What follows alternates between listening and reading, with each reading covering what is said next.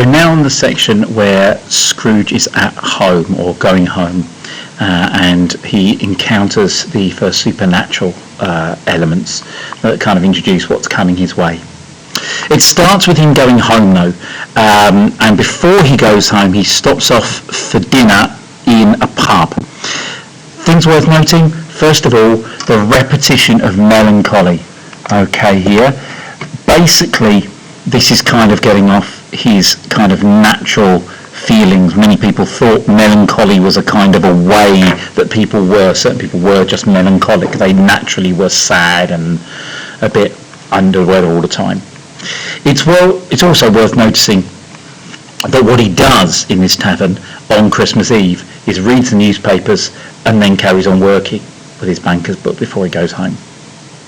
So the home is described, it's basically focused on as very gloomy, with this nice idea that it was looks like it's a house that doesn't belong where it is, as though it was playing hide and seek and got lost. But the key things to remember, I think, is once again we're back to the yard being so dark that even Scrooge had to grope around with his hands, and that the fog and frost hung about the black old gateway of the house so much there.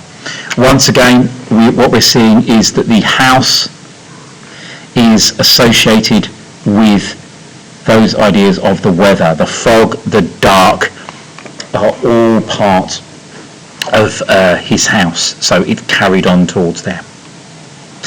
Right, now we begin the supernatural elements coming in. Now the first one, of course, is the famous idea of Marley's of the door knocker that turns into Marley's face.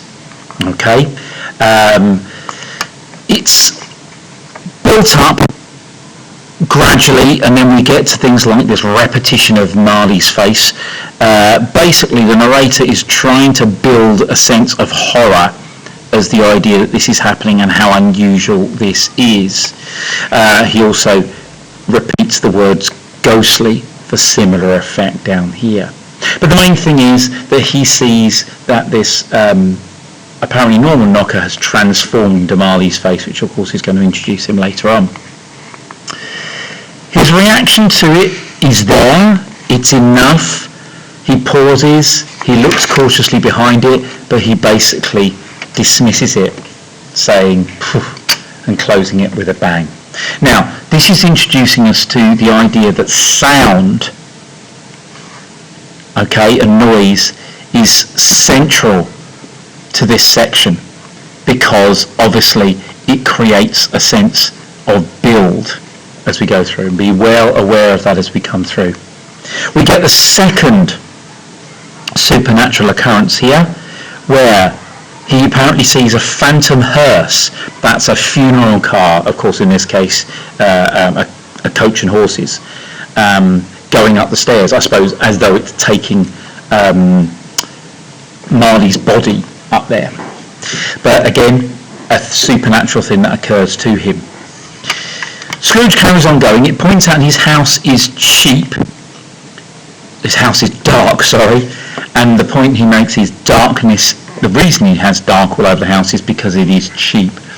And what we can notice there is that even light is weighed up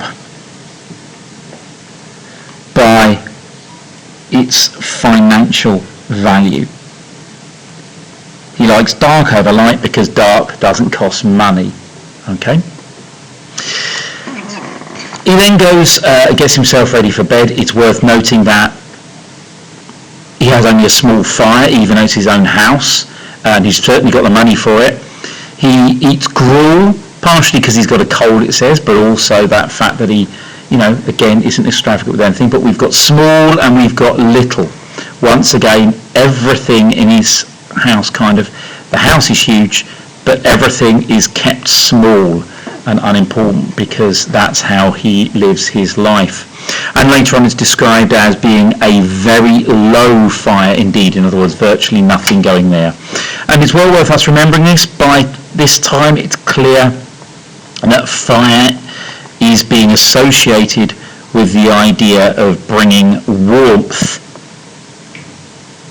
to people's lives and to people in general, and as with his counting house, that's not something that he does. We move then briefly at the end here into a third supernatural thing where the bells go off, and even though they've never really been used before we begin to get the sound that's going to give us Marley's entrance.